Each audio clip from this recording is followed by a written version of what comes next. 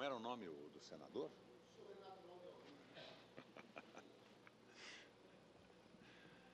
Presidente Mozarildo, eu e o Lindbergh estamos aqui esperando a sua presença para que nós pudéssemos abrir esta sessão da sexta-feira pela manhã. E o Lindbergh me dizia que sentia a ausência no plenário, para nos garantir o quórum, de um personagem do Nelson Rodrigues, o senador sobrenatural de Almeida.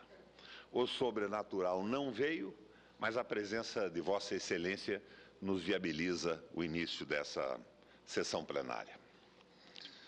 Presidente, como Catão, que a cada discurso no Senado romano insistia que Cartago deveria ser destruída, condício sine qua non para a sobrevivência de Roma, com frequência lanço aqui o meu brado de delenda Cartago, no caso, o capitalismo financeiro, condição sem a qual vêm-se ameaçados o emprego, o desenvolvimento econômico, o bem-estar, a felicidade e a segurança de todos. Neste sentido, repercuti no plenário vários autores, representantes de correntes do pensamento em desarmonia com a tentativa neoliberal de impor uma só ideia sobre a ordem política e econômica mundial. Antes da crise de 2008, já claramente anunciada no ano anterior, era muito difícil, lendo jornais e revistas, ouvindo rádio e vendo televisão, encontrar vozes que dissentissem do triunfalismo neoliberal. Parecia que vivíamos no melhor dos mundos, um novo ciclo de ouro do capitalismo. O jogo das bolsas, a ascensão das ações, o glamour dos grandes especuladores encantavam, embasbacavam jornalistas e analistas e seduziam condutores da política econômica. A engenharia financeira do subprime, dos derivativos, os lances astuciosos do Lehman Brothers, do Goldman Sachs, do Merrill Lynch, do JP Morgan, do Chase Manhattan, da AIG, do Bear Stearns e as avaliações apoteóticas, gloriosas da Standard & Poor's, da Moody's, da Fitch, anuviavam a capacidade crítica de governos e parlamentos, da mídia e mesmo da academia. Os bancos de investimento, as seguradoras e agências de avaliação de risco eram maiores que Deus, disse um presidente do Banco Central da Áustria. Em discursos nesta casa, trouxe ao conhecimento das senhoras e dos senhores senadores algumas vozes dissonantes da monotonia neoliberal, como Aldo Ferrer, que com Raul Prebisch e o nosso Celso Furtado formou uma trindade fundadora de uma nova proposta para o desenvolvimento latino-americano. Trouxe aqui um velho militante do humanismo europeu, Mário Lettieri, e um jovem pensador inglês, Magnus Rainer, da melhor tradição do trabalhismo britânico, de que Tony Blair, o parceiro de Bush Jr. em tantas e sangrentas estrepulias, foi uma triste caricatura. Hoje, trago ao conhecimento da Casa mais uma voz, que naqueles dias de desregramento especulativo pregava no deserto. Trata-se do economista norte-americano Thomas Paley, graduado na Universidade de Oxford, doutor em economia pela Universidade de Yale. Paley é um dos mais respeitados keynesianos de todo o mundo. Ele foi um dos conferencistas que levamos ao Paraná para discutir a crise financeira mundial. Eu fico imaginando como deve ter sido dura a vida de Tom Paley nos turvos anos do deslumbramento liberal, Nos anos de Reagan e de Thatcher, nos anos de destruição do Estado, das políticas públicas, dos sindicatos, dos empregos, dos direitos dos trabalhadores, nos anos de combate às ideias de John Maynard Keynes, de um Estado regulador e mediador, intervindo com iniciativas fiscais e monetárias para rebater os efeitos hostis dos ciclos econômicos, como a recessão, a depressão, para manter a oferta de empregos, a obsessão de Keynes, e para também agir com ponderação nos ciclos de crescimento. A primeira advertência de Paley: não vivemos em um tempo normal. A crise é de estrutura e, portanto, precisamos de reformas estruturais. A adoção de políticas que simplesmente procurem curar o sistema não vai dar certo. Era o que ele dizia, era o que ele pensava. As dificuldades por que passa o sistema capitalista mundial hoje provêm da falha do paradigma neoliberal. E essa rachadura não se aglutina, a fenda não se fecha mais. Logo, é preciso um novo paradigma. A crise corrente é uma janela de oportunidades para a mudança da política econômica global, diz o economista norte-americano. Tom Paley lembra que da pós-crise de 30, passando pela Segunda Guerra Mundial até os anos 70, prevaleceram internacionalmente, de certa forma, os princípios keynesianos. No entanto, os chamados choques do petróleo nos anos 70, que interromperam um longo ciclo de prosperidade, são a oportunidade para o ataque neoliberal contra o Estado e contra a ideia de uma sociedade de bem-estar geral.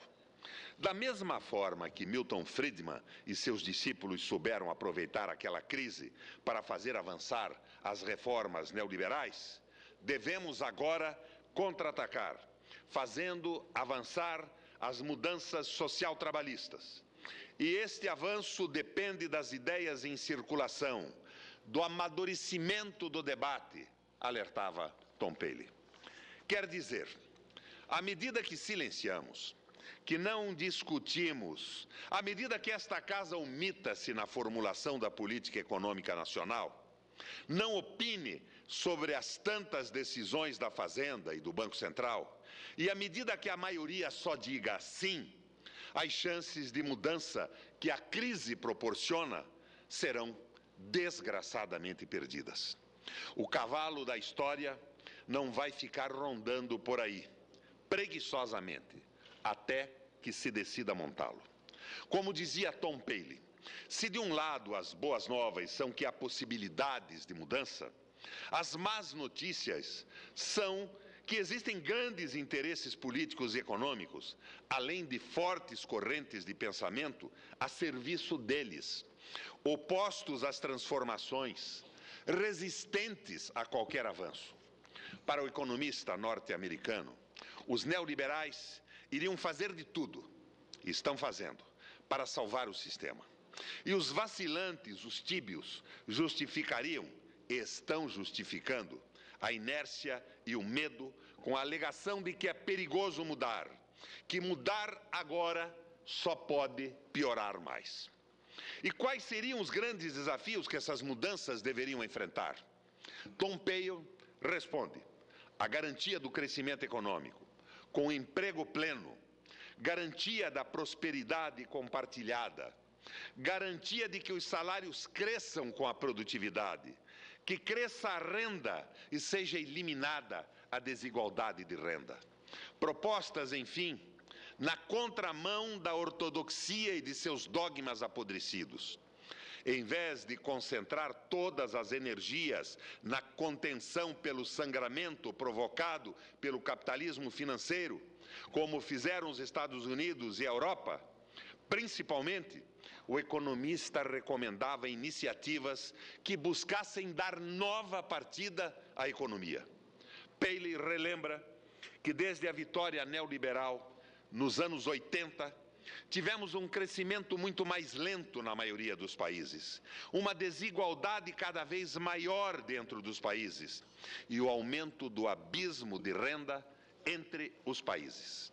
O empobrecimento foi a regra em toda parte. Vejam esse dado. Nos 20 anos de fundamentalismo neoliberal nos Estados Unidos, somando-se Reagan, Bush pai e Bush filho, diminuiu o acesso da classe média ao ensino superior naquele país.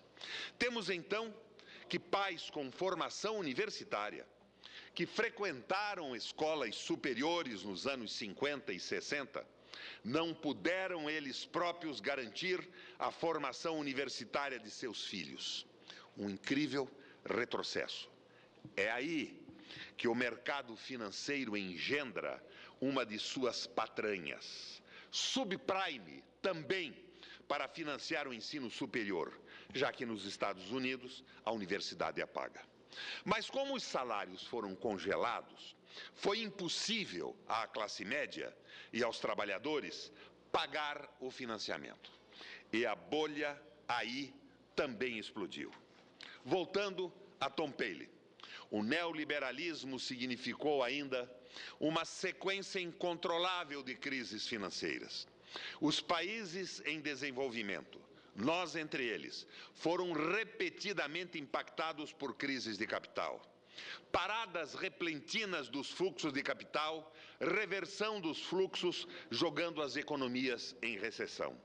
Crises financeiras e crises bancárias. Estas quase sempre pagas pelos contribuintes.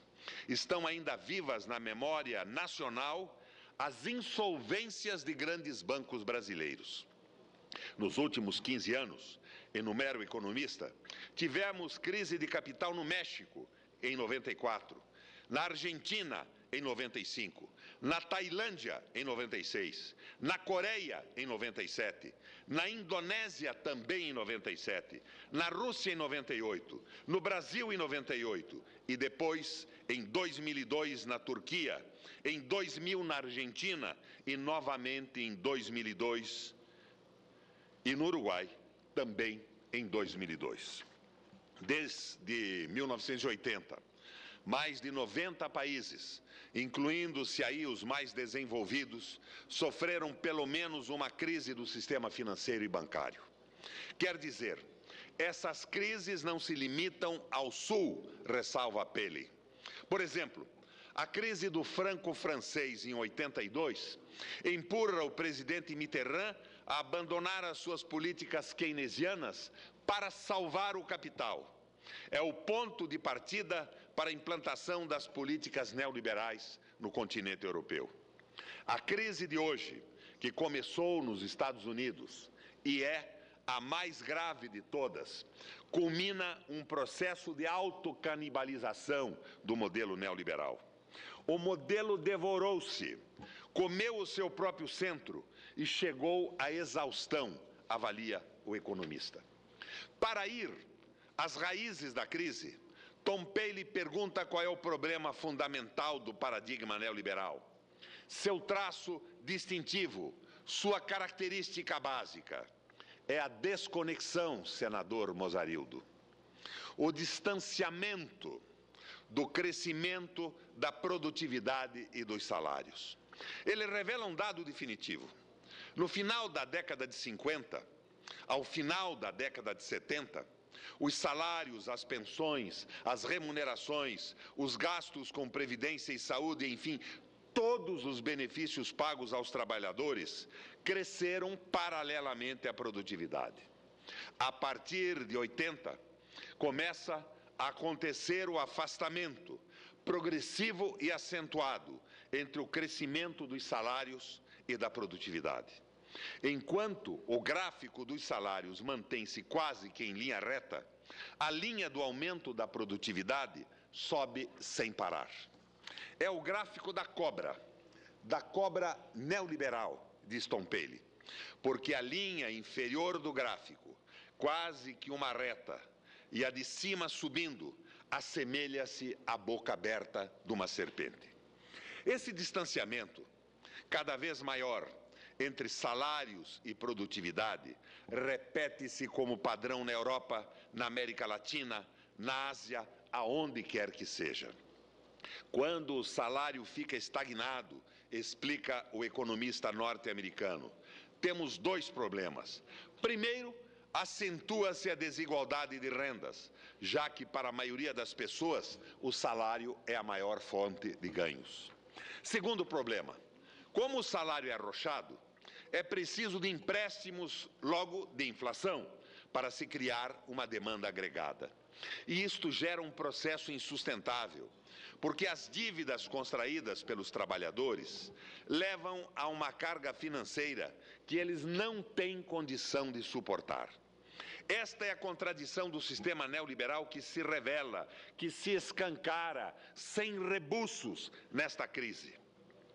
Tom Paley usa a imagem de uma caixa para descrever o paradigma neoliberal. Dentro da caixa estão os trabalhadores, cercados nos quatro cantos pelas políticas neoliberais. No lado superior da caixa, medidas que deterioram o pleno emprego. Na parte de baixo, a flexibilização do mercado de trabalho, caçando direitos dos trabalhadores. No lado direito da caixa, a diminuição do Estado, o Estado minimalista, o Estado vigia noturno. No lado esquerdo, a globalização. Cercado por todos os lados, os trabalhadores veem-se pressionados pelas privatizações, pela queda dos empregos, pela destruição e fragilização dos sindicatos, pela diminuição dos salários, pelos ataques à previdência social e a toda sorte de proteção. Este conjunto de pressões coloca os trabalhadores em posição desvantajosa nas negociações salariais. Consequência, o distanciamento cada vez maior entre salário e produtividade. Não são apenas os trabalhadores que se veem ilhados dentro da caixa, ressalva Paley. Os governos também estão cercados. Eles não têm como implantar políticas progressistas por medo de uma greve de investimentos, da fuga de capitais ou de uma crise de câmbio. Medo que leva governos, em tese de esquerda ou populares, a adotarem medidas à direita, antitrabalhadores, antinacionais. Esta caixa, prossegue o economista, é ainda sustentada por dois suportes: o mercado financeiro e as corporações. A combinação deles, dois, leva ao processo de financeirização da economia. O mercado financeiro capturou as corporações e estas passam a trabalhar segundo os interesses dele. O que conta não é mais a produção, e sim o jogo alucinado das bolsas, as mirabolantes fórmulas da engenharia financeira, a busca sem limites ou racionalidade pelos lucros, fartos e fáceis. O que passa a contar para os executivos das corporações são os bônus escandalosamente inflados que recebem pelos resultados da financeirização da especulação. São, na verdade, diz Tom Paley, o mercado financeiro e as corporações que dão cor, forma, consistência, substância ao sistema neoliberal, que criam a caixa onde se aprisionam trabalhadores e governos. Este modelo, presidente Mozarildo, não nos serve. A sua explosão provocou internacionalmente prejuízos de 40 trilhões de dólares, o que se equipara aos produtos internos brutos somados dos Estados Unidos, da China, do Japão e dos países da Comunidade Europeia. Vejam, senhoras e senhores senadores, é como se tudo o que esses países produzissem durante um ano, tudo, absolutamente tudo, fosse dissolvido em água e nada restasse. A conclusão é óbvia, ou pelo menos deveria ser. Esse modelo não nos serve, não apenas ao Brasil, não serve ao planeta. Tom Paley insiste que precisamos de um novo paradigma, de um novo modelo de crescimento econômico, um modelo que mobilize os recursos financeiros nacionais, os recursos domésticos, com ênfase no crescimento baseado na demanda interna. É a chave para isso. E a chave para isso é a restauração do vínculo entre salário e produtividade. Se esse vínculo for restabelecido, cria-se um círculo virtuoso de crescimento. Com os salários crescentes, a demanda aumenta. Mais demanda, mais produção e mais empregos. O ideal keynesiano do emprego pleno. Tão simples assim, porque a economia é simples e funciona assegurando o Paley. Relembrando que entre 45 e 75, esse foi o modelo vigente e funcionou, senador Mozarildo Cavalcante. O economista norte-americano volta a usar a imagem de uma caixa para descrever o modelo de crescimento impulsionado pela demanda, com o restabelecimento do vínculo entre salário e produtividade. É a caixa keynesiana, e dentro dela agora estão o mercado financeiro e as corporações. Com eles domados, poderemos ter uma globalização gerenciada, com padrões coordenando-se as taxas de câmbio para evitar os desequilíbrios, controlando-se os fluxos de entrada e de saída de capitais.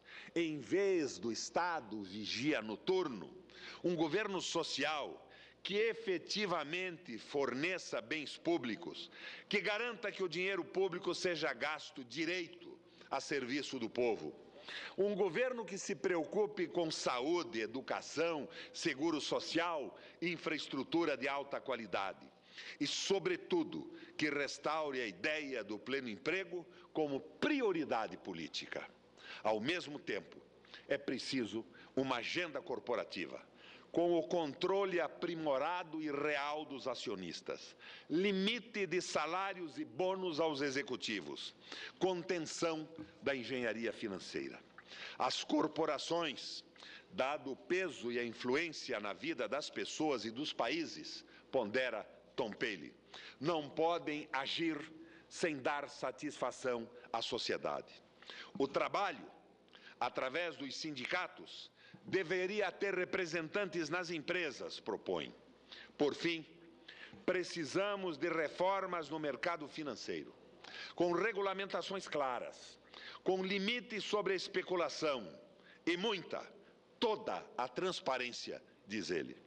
A crise é também oportunidade para reverter a dominação intelectual do pensamento neoliberal, que se impôs na mídia, na academia, nas publicações, no circuito de conferências e de seminários.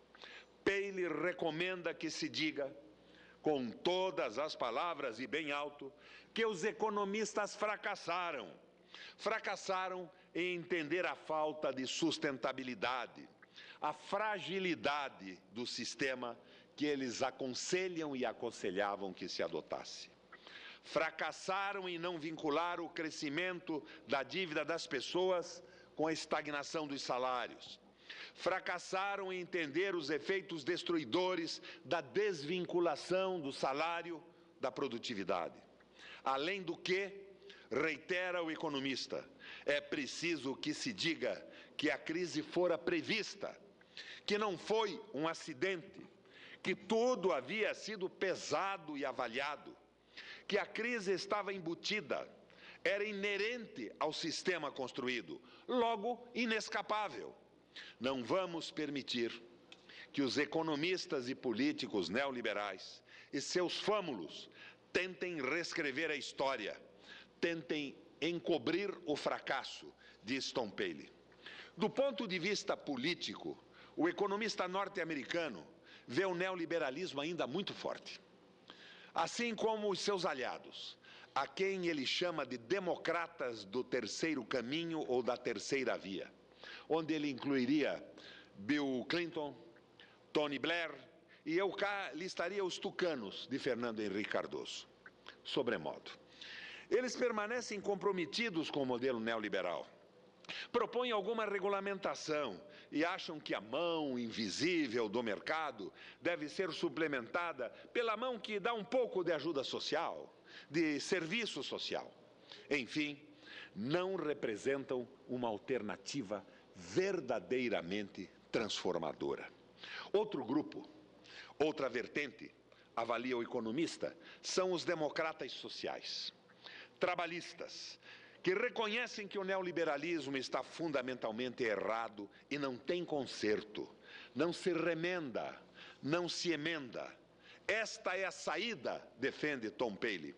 A saída é um modelo econômico que se ancore no crescimento impulsionado pela demanda interna, no aumento de salários que acompanhe a alta produtividade, na expansão dos empregos, no restabelecimento do papel social do Estado, nas medidas de proteção aos mais fracos, aos desprotegidos, às minorias. A saída, senador Mozarildo, é o bom e antigo humanismo. Senhoras e senhores senadores, temos uma oportunidade, uma rara oportunidade de reverter um modelo que nesses últimos 30 anos trouxe pobreza, trouxe desigualdade, egoísmo, futilidade, guerras, violência, banalização da vida e retrocesso cultural. Oh, meu Deus, coloquei todas as minhas esperanças na eleição da presidente Dilma. Uma evolução consistente e firme no bom caminho do presidente Lula. Será que a nossa presidenta se habilita realmente a transformar o Brasil? Presidente, graças à sua benevolência com o meu tempo, me senti aqui uma espécie de Aécio Neves, falando além dos limites regimentais, à televisão do Senado e ao Congresso Nacional. Mas tenho certeza que deixei aqui o meu recado. Cumpri aqui a minha obrigação como senador, tentando ser um intelectual orgânico da nação brasileira, um intelectual do povo e das transformações. E talvez por isso, presidente, eu desagrade tanto a esta mídia privada e comprometida com os banqueiros e com o capital internacional. Mas tenho aqui a certeza que cumpro o meu compromisso e a realização do meu mandato como senador da República pelo meu estado do Pará. Obrigado, presidente.